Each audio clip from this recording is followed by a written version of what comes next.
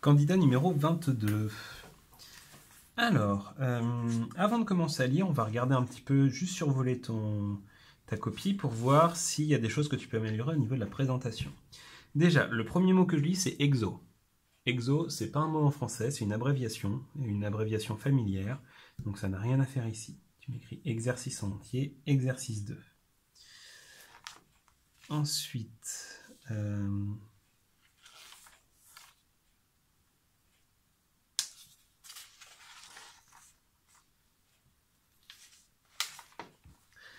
j'ai un petit peu du mal à voir, juste en survolant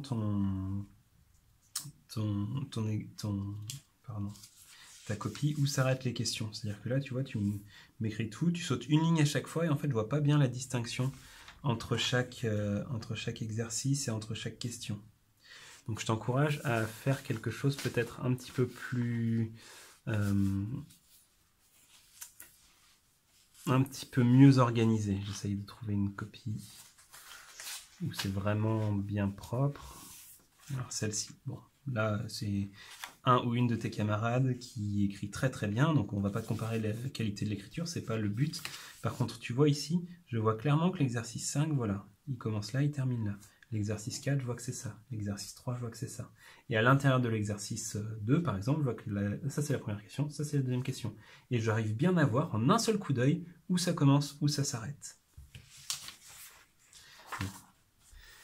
Tandis que sur ta copie, tu vois, j'ai l'impression que c'est très linéaire en fait. Il n'y a pas vraiment de... Il y a de l'espace un peu partout, mais ça fait pas des paragraphes bien dessinés. Alors, c'est pas quelque chose qui va te retirer des points. Par contre, c'est quelque chose qui va peut-être te faire perdre un petit peu de temps, c'est-à-dire à la fin du... si au bout d'une heure et demie, tu as fait tous les exercices et que tu as envie de revenir sur un exercice en particulier, tu vas prendre un petit peu de temps pour le rechercher. Et pareil, le correcteur, il va avoir un petit peu plus de mal à trouver les exercices et à voir où ça commence, où ça s'arrête. Mais c'est pas ça qui va te retirer énormément de points. Il y a juste les 10 points à la fin. Les 10 points, ils comptent pour la présentation, la rédaction et le français. Donc ça veut dire, ça te retirera peut-être éventuellement un point à la fin au niveau de la présentation. Mais du moment où c'est lisible, c'est pas catastrophique. Bon, on commence à corriger. Le premier, 1/12 plus 2/12, ça fait 3/12. Donc tu remarques que ça c'est la première heure, ça c'est la deuxième heure. Très bien, ça c'est super clair. Parfait. À la troisième heure, l'eau se remplit en plus de 3/12. Donc tu divises par 3, ça fait 20 minutes. Donc 1/12 plus 2/12 plus 1/12. Donc là, tu auras le tiers du marnage à 2h20. Très bien. Oh, je n'ai pas mis au bon endroit. C'est ici. Je vais commencer par l'exercice 2.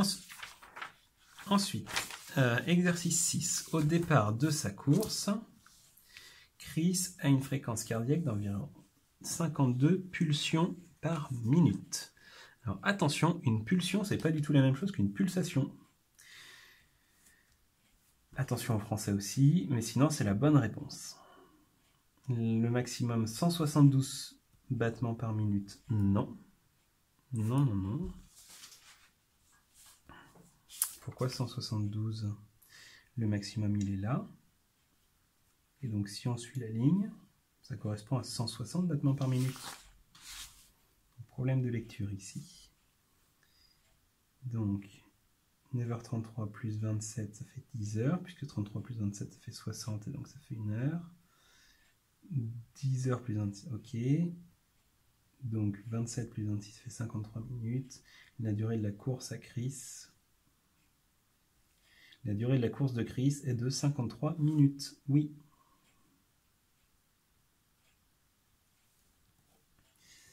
Alors, ici je t'avais rien dit. J'ai pensé que c'était pas très clair la façon dont tu présentais. Tu vois, en général, on lit de gauche à droite, puis de haut en bas. C'est comme ça qu'on fait en français. Et là, tu mets des trucs un peu partout. Donc, je sais pas s'il faut que je commence par la gauche et qu'après je lise ça, ou d'abord que je lise ça puisque c'est plus haut et qu'après je descende. Donc là, c'est un peu, tu mets tout en vrac et tu dis au correcteur, débrouillez-vous. Donc, autant là, en gros, il y avait ça, c'était le calcul principal, et ces deux choses expliquaient ce calcul principal. ça passe. Autant ici, quand je vois, tu me mets 7 calculs sans aucune phrase, et même pas ça, tu m'en mets 8. Tu mets 8 calculs sans aucune phrase, et les calculs, tu me les mets organisés n'importe comment, dont certains dans la marge. Ça, au niveau de la présentation, c'est vraiment pas acceptable. Donc je vais quand même essayer de le lire. 190 égale 100%. Donc 190 battements par minute, j'imagine. Donc ça veut dire que 19, ça fait 10%. Donc 19 fois 7, ça fait 133. Ok. 10 fois 7, ça fait 70. Donc ça veut dire, là tu ne me l'écris pas, mais ça veut dire que 70%, ça correspond à 133 battements par minute. Ça aurait été bien de l'écrire ça. Ensuite, tu passes 70 plus 20 égale 80. Ben non, 70 plus 20, ça fait 90. Peut-être que ici, c'est que tu as mal écrit. Donc 10. Donc tu rajoutes. Donc là, tu vois, il faut que je sois là, il faut que je retourne là. Donc tu prends ce qui correspond à 70%, c'est 133. Tu rajoutes 10%, c'est 19, puisque tu l'avais calculé ici. Donc tu obtiens 152. Ensuite, tu prends la moitié de 10%, mais là, de nouveau, tu ne me l'expliques pas. Ça te donne 9,5. Ensuite, tu prends ce résultat plus ce résultat ici, ça donne 161,5. Donc 133 est égal à 70% de sa fréquence cardiaque maximale. 161, c'est 85% de sa fréquence cardiaque maximale. Il est à environ en effort soutenu de la 8 minutes à la 42 minutes, sauf quand il est accéléré pendant 2 minutes, car il dépasse. Ok, donc ça nous fait 42, mais il faut que tu retires 2 minutes. Donc normalement ça devrait être 40, puisque là tu es à 42, mais tu retires 2 minutes où il passe au-dessus, donc ça devrait être 40 ta réponse. Alors, tout est juste. C'est-à-dire, alors hormis la soustraction à la fin, tout est juste, mais c'est vraiment, vraiment pas clair. C'est super laborieux à lire. Là, tu as vu comment est-ce que j'ai été obligé de m'y prendre. Ça m'a pris énormément de temps et ça m'a mis de mauvaise humeur en plus. Donc, évite ça.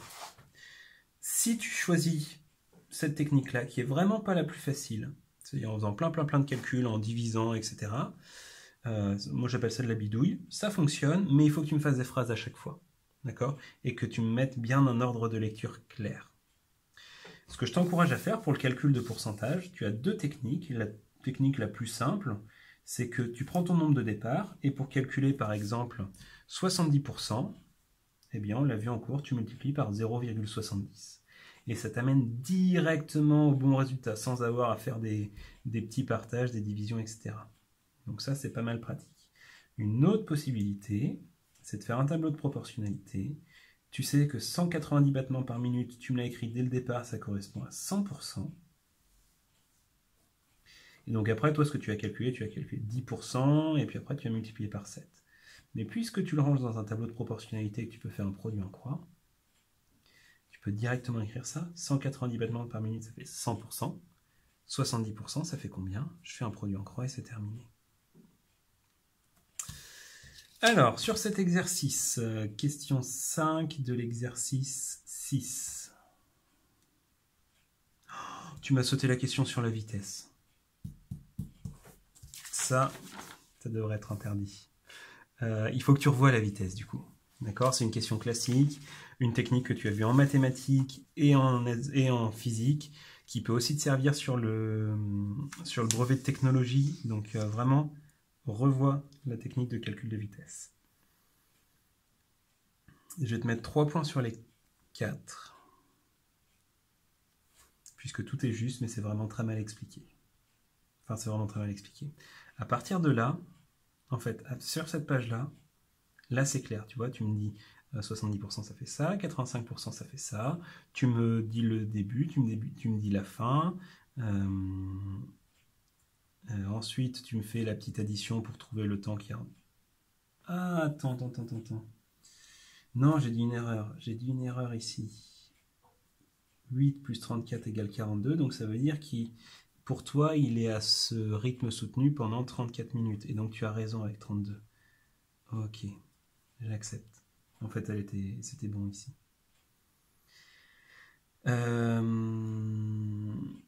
Donc, sur toute cette partie-là, sur toute cette page, c'est très bien. En plus, là, tu as fait une erreur, tu as pris ta règle, tu me l'as rayée proprement, ça c'est bien. Mais par contre, ça, c'est vraiment dommage et c'est ce qui te fait perdre un point alors que ton raisonnement, il est correct. Donc, 12 fois 4 égale 48 arroseurs. J'aurais bien aimé avoir une petite phrase. 60 divisé par 4 égale 15. Donc, un quart d'heure, ça fait 15 minutes. 15 plus 15 égale 30 minutes.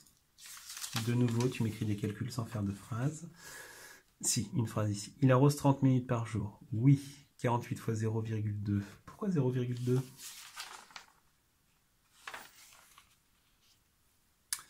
Ce nombre-là, il aurait fallu m'expliquer d'où ça vient. Donc, 9,6 mètres cubes par jour, tu multiplies par 31.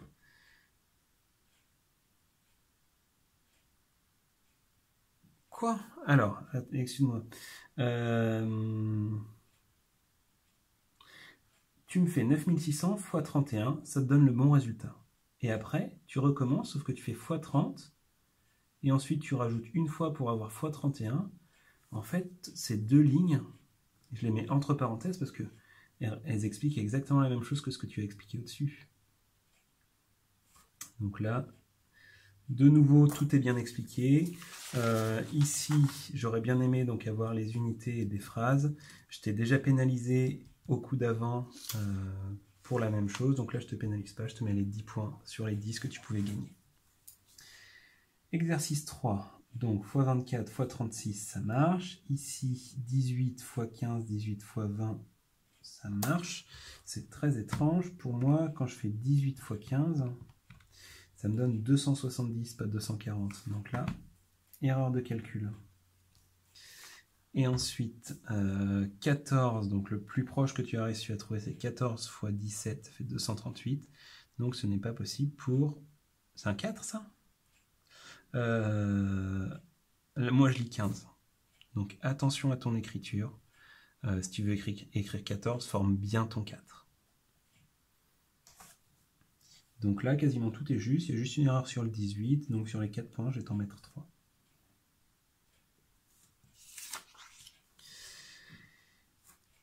C'est possible pour 12, c'est possible pour 20, c'est possible pour 15.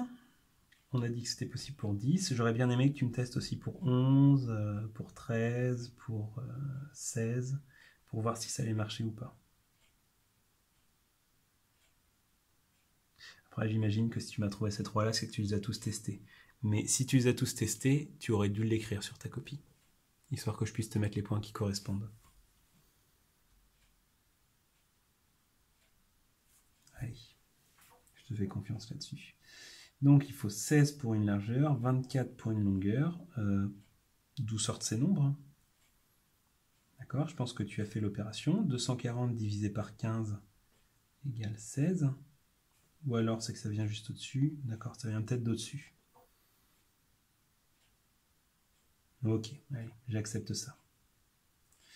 Donc ensuite, x2 ça fait 32, x2 ça fait 48, tu ajoutes, ça fait 80 carreaux, mais, ça je pense que c'est très bien vu. Comme dans les coins, si on les a déjà mis dans les longueurs ou les largeurs, il en faut 4 de moins. Ok, très bien, tu n'es pas tombé dans le piège, c'est super, je te mets 4 points sur les 4. Exercice 7, pourquoi moins 1, moins 3 ? Non. Il n'y a pas de moins ici, c'est 1 moins 3 égale moins 2, et ensuite moins 2 fois moins 2 égale 4.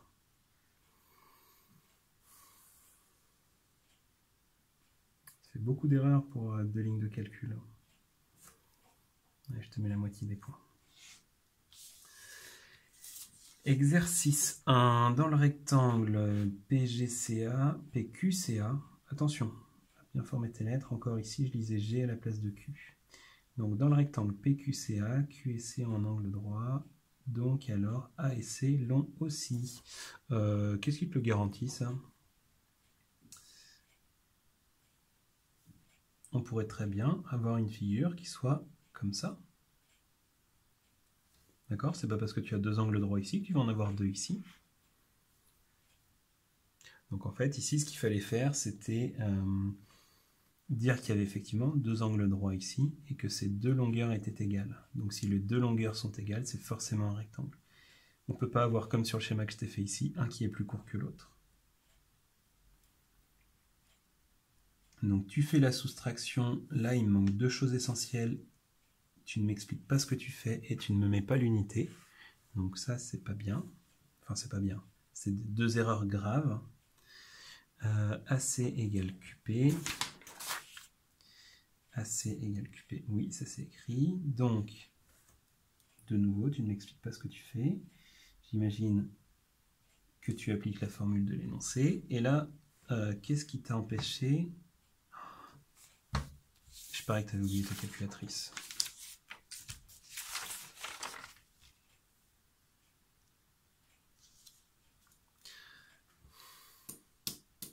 Et c'est pour ça ici que tu m'as fait des calculs en plus.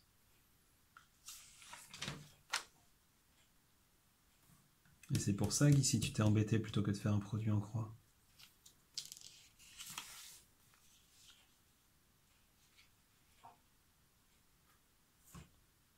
Est-ce que tu avais ta calculatrice? C'est la question que je vais te poser.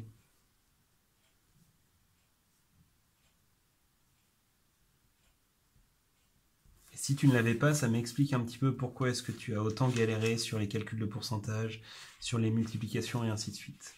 Et honnêtement, si tu as réussi à arriver jusque-là sans calculatrice, eh bien je te dis chapeau.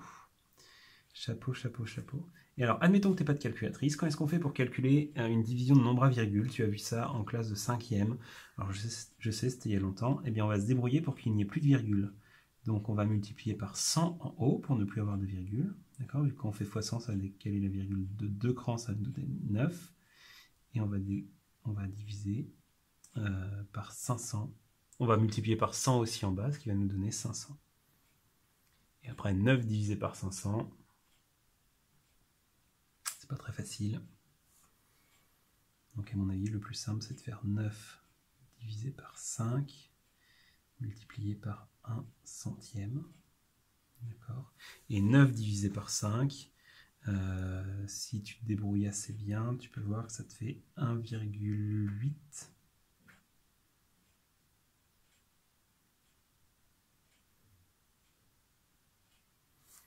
Moi, j'arrive pas à le faire de tête. Donc ce qu'on va faire, je vais faire x2 en haut et en bas. Donc ça fait la même chose. C'est la même fraction que 18 dixièmes. Oh, j'aurais pu le faire dès le début en fait. J'aurais fait x2, ça m'aurait fait 18 millièmes. Et 18 millièmes, je sais l'écrire. Je mets le 8 au niveau du chiffre des millièmes et après je remonte. Bon, c'était un petit peu compliqué. Alors, tu étais bien parti. Je vais te mettre 3 points sur les 4. Première question, tu ne réponds pas à la question puisque...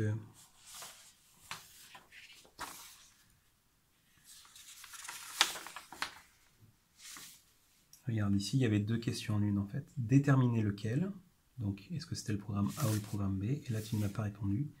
Et, deuxième question, indiquer par une figure à main levée le résultat qu'on obtiendrait avec l'autre programme.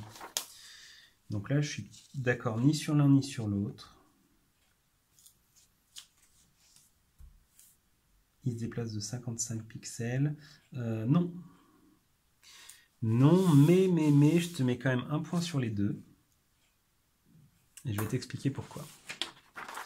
Ici, donc, la bonne réponse, c'était le programme A. Tu as vu qu'à chaque fois, on faisait le motif, on avançait de 55. On fait le motif, on avance de 55. On fait le motif, on avance de 55. Donc, on fait le motif, et on avance de 55. On fait le motif, et on avance de 55. Donc, avancer de 55, c'est la distance entre les deux points rouges ici. Et moi, ce que je demandais, c'était juste l'écart entre deux petits motifs. Donc, c'est-à-dire qu'il fallait faire une petite soustraction. Tu savais que le motif faisait 40 de côté. Donc, c'est-à-dire qu'il restait 15 ici. Donc, tu m'as fait la moitié du travail. Donc, je te mets la moitié des points. Et je ne te mets pas 0 parce que c'est faux. Parce que tu as quand même fait l'effort d'aller chercher au bon endroit. Et tu étais parti dans la bonne direction. Tu vois, quand je te dis qu'on évalue la démarche, par exemple, ici, tu étais dans une bonne démarche. Tu n'es pas allé jusqu'au bout, mais ça te rapporte quand même des points. Ok. Pour l'insérer entre 8 fois et motif. Et donc l'exercice 7, tu ne l'as quasiment pas fait. Ouais. Bon, c'est dommage. En même temps, si tu n'avais pas de calculatrice, je comprends que tu aies pris beaucoup de temps pour faire tes calculs.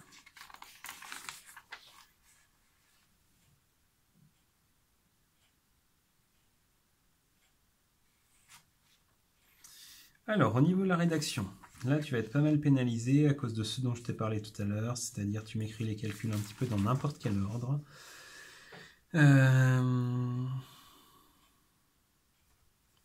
Et ici, tu m'écris plusieurs opérations avant de m'expliquer.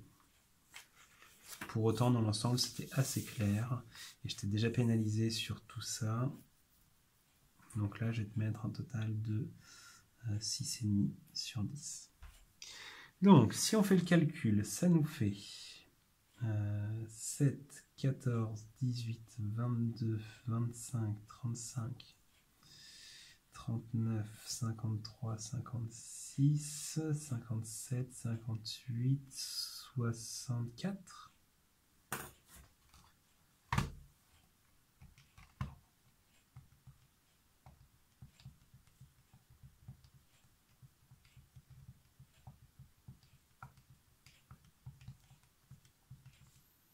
54, je recompte. 7, 14, 18, 22, 25, 35.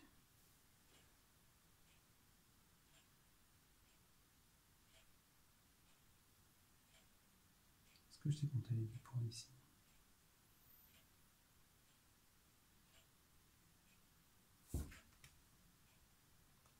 Je reprends. On va pas y arriver. 7, 14, 18, 22, 25, 35, 35, 39, 43, 46. Ouais, non, c'est ça. C'est 54, pas 64.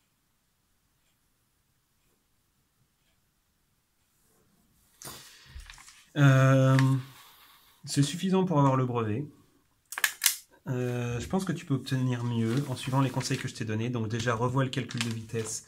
Ça, il ne faut pas le rater pour le jour du brevet. Même si tu n'avais pas ta calculatrice, tu écris la formule V égale D sur T égale, et tu me fais l'opération un petit peu comme tu m'as écrit ici. Tu vois ici, cette question-là, la question 1 de l'exercice 1, tu ne pouvais pas faire le calcul, pourtant tu as quand même réussi à récupérer 3 points sur 4, alors que tu n'arrives pas au bon résultat. Donc ça, c'était positif. Mais pense à le faire pour la vitesse aussi, et revois-le si besoin. Pareil, dans l'exercice 1, tu ne me traites pas la question 2, alors que c'était une question vraiment où là, on voulait que tu montres ce que tu savais faire sur Pythagore, sur Thalès, sur la trigonométrie. Et c'était une question sur 8 points. Donc même si tu partais dans une mauvaise direction, c'était pas facile de trouver la bonne technique, même si tu partais dans une mauvaise direction, tu avais beaucoup de choses à faire, d'accord? Là, tu vois un grand triangle, tu pouvais essayer de faire Thalès, par exemple, puisqu'il y a deux droites parallèles, ou tu pouvais faire un théorème de Pythagore, ou tu pouvais faire de la trigonométrie, tu avais un autre petit triangle rectangle ici, il y avait plusieurs choses à faire, et vraiment, là, tu ne m'as pas montré ce que tu savais faire. Donc je t'encourage à bien réviser avant le brevet. N'hésite pas à aller sur internet, trouver des sujets des années précédentes et les essayer. Ça pourra que te faire du bien de t'entraîner. Tu seras plus performant le jour J, parce que je pense que tu peux obtenir une note bien meilleure que ça. Tu peux largement dépasser les 60 avec un petit peu de révision et plus de rigueur au niveau de la rédaction. Donc je te souhaite bon courage pour tes révisions et puis bonne chance pour le brevet.